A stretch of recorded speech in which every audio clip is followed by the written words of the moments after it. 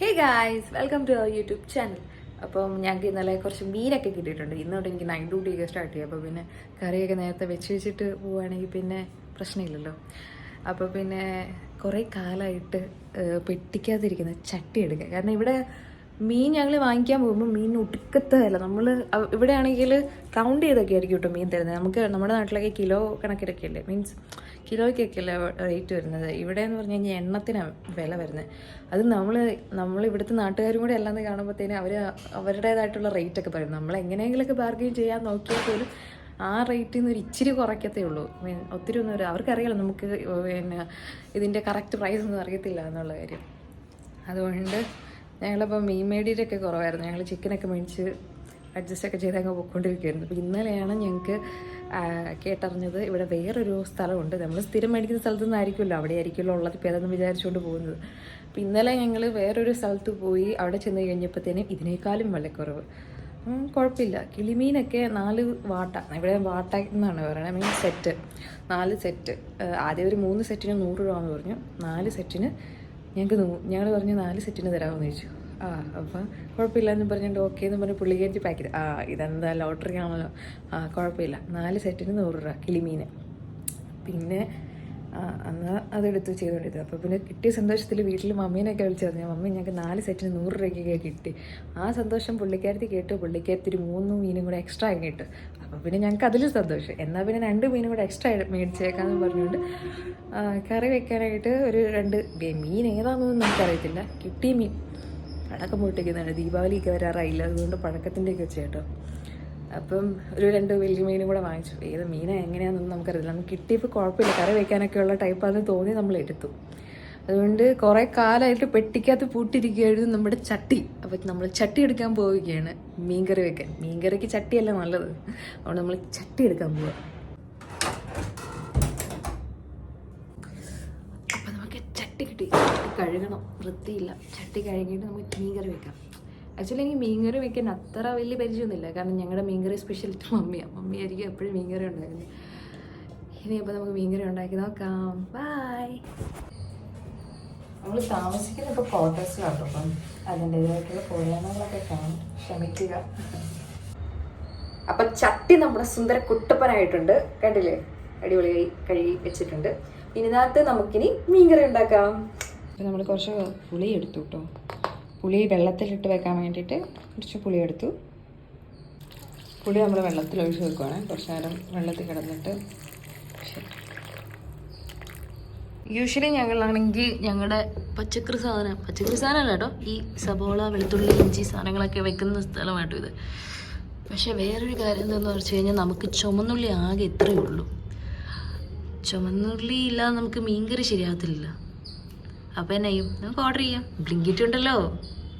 ശരിക്കും പറഞ്ഞാൽ ഈ ബ്ലിങ്കിറ്റും ബിഗ് ബാസ്ക്കറ്റൊക്കെ ഉള്ളത് നമുക്ക് ഒത്തിരി ഹെൽപ്ഫുള്ളാട്ടോ. കാരണം നമുക്ക് ഇത് കണ്ടില്ലേ, പെട്ടെന്ന് കിട്ടും. 10 മിനിറ്റിനുള്ളിൽ നമുക്ക് സാധനം വേഗം കിട്ടും. ഇപ്പം പണ്ടൊക്കെ എന്ന് പറഞ്ഞു കഴിഞ്ഞാൽ നമുക്കൊരു സാധനം നമുക്ക് ഇല്ലയെന്ന് പറയുമ്പോഴത്തേനും നമ്മൾ വേഗം അടുത്തുള്ള കടയിൽ പോകുന്നു, വേഗം പോയി മേടിക്കുന്നു, നമുക്ക് സാധനം കിട്ടുന്നു. ഇപ്പം അങ്ങനെയല്ലല്ലോ. ടെക്നോളജി വളരുന്നതനുസരിച്ച് നമ്മളും വളരണമല്ലോ. അല്ലെങ്കിൽ പിന്നെ നമ്മൾ തന്തവൈവാണെന്നും തള്ളവൈവാന്നൊക്കെ പറയുള്ളൂ. അങ്ങനെയല്ല കേട്ടോ. ഒത്തിരി ഹെൽപ്ഫുള്ളുമാണ്, പക്ഷെ ഒത്തിരി പാടുമാണ്. നമ്മളെ മടിയന്മാരാക്കും. കാരണം പുറത്തേക്ക് പോകാനുള്ള ഇത് നമ്മളങ്ങ് കുറയും പതുക്കെ. കാരണം നമുക്ക് വീട്ടിൽ കൊണ്ടുവന്ന് എത്തിക്കുന്നുള്ള ഒരു സാഹചര്യം ഉള്ളപ്പോൾ പിന്നെ നമ്മൾ അതല്ലേ പ്രിഫർ ചെയ്യുള്ളൂ. ഹെൽപ്ഫുള്ളായിട്ട് നമുക്ക്. പിന്നെ ഞാൻ പറഞ്ഞല്ലോ, ഹെൽപ്ഫുള്ളാന്ന് പറയാൻ വേറൊരു കാരണം എന്ന് പറഞ്ഞു കഴിഞ്ഞാൽ നമുക്ക് പേരൻസിനാണെങ്കിലും നമുക്ക് അവർക്കൊക്കെ പുറത്ത് പോകാനൊക്കെ വയ്യായ്മയുള്ളവരൊക്കെ ആണെങ്കിൽ ഓർഡർ ചെയ്ത് കഴിഞ്ഞാൽ നമുക്ക് വീട്ടിൽ തന്നെ കൊണ്ടുവന്ന് എത്തിക്കുമല്ലോ. പിന്നെ അങ്ങനെയൊക്കെ വെച്ച് നോക്കുമ്പോൾ ഒത്തിരി നല്ലതുമാണ് എന്ന് ഞാൻ പറഞ്ഞല്ലോ. എല്ലാത്തിനും അതിൻ്റെതായിട്ടുള്ള നല്ല വശങ്ങളും ഉണ്ട്, ചീത്ത വശങ്ങളും ഉണ്ടല്ലോ. അപ്പോൾ അത്രയേ ഉള്ളൂ.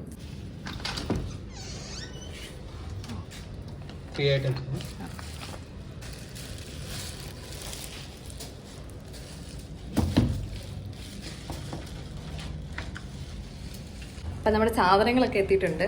10 മിനിറ്റ് പോലും എടുത്തിട്ടില്ല എന്നുള്ളതാണ് സത്യം. അപ്പോൾ നമ്മളിനി വെയിറ്റ് ചെയ്യേണ്ട ആവശ്യമില്ല. നമ്മുടെ സാധനങ്ങളൊക്കെ എത്തിയിട്ടുണ്ട്. അപ്പോൾ നമുക്ക് പരിപാടി തുടങ്ങാം.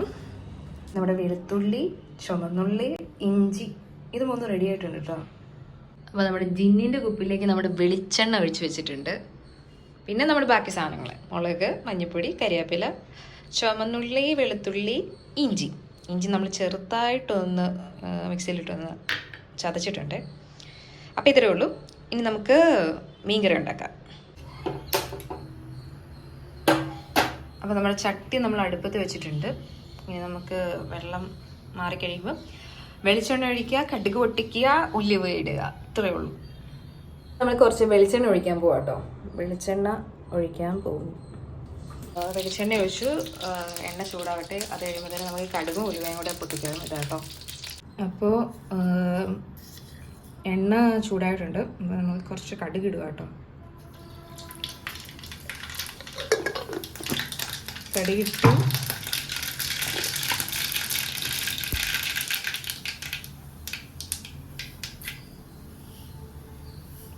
ഉലുവയിട്ടു. ഇനി വെളുത്തുള്ളി, ഇഞ്ചി,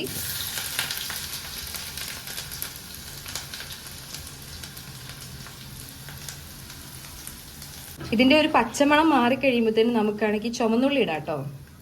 വെളുത്തുള്ളിയുടെയും ഇഞ്ചിയുടെയൊക്കെ. അപ്പോൾ നമ്മളിതിലേക്ക് ചുമന്നുള്ളിയും കൂടെ ഇട്ടു കേട്ടോ. ചുമന്നുള്ളിയും കൂടെ ഇട്ടു. ഒന്ന് മൂത്ത് കഴിഞ്ഞ് കഴിഞ്ഞപ്പോഴത്തേനും ചുമന്നുള്ളിയും കൂടെ ഇട്ടു. ശരിക്കും ആവട്ടെ. ഇനി നമുക്കിതിലേക്ക് ആവശ്യത്തിന് ഉപ്പിടാം കേട്ടോ. ആവശ്യം എന്ന് പറയുമ്പോൾ നമ്മുടെ ആവശ്യത്തിനനുസരിച്ച്. അല്ലേ, ഞാൻ ഇട്ടു, ഉപ്പിട്ടു. 1 ടീസ്പൂൺ. ഷാഞ്ചിയോ ഒക്കെ പറയുന്ന പോലെ എനിക്ക് പറയാൻ അറിയത്തില്ല കേട്ടോ. നിങ്ങൾ കാണുന്നുണ്ടല്ലോ എന്നാക്കി എഴുതുന്നത്.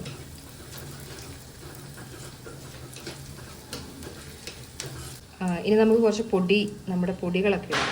മുളക് പൊടി, മഞ്ഞൾപ്പൊടി,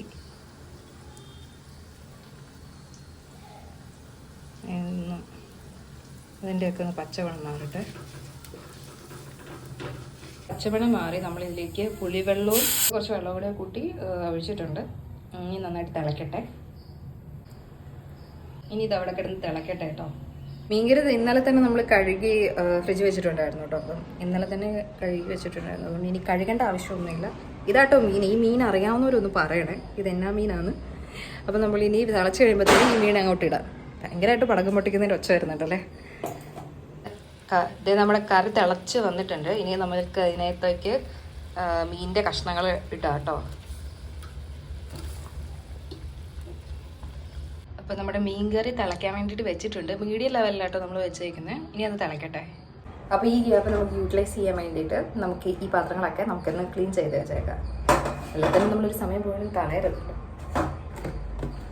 അങ്ങനെ നമ്മുടെ മീൻകറി റെഡി ആയിട്ടുണ്ട് കേട്ടോ.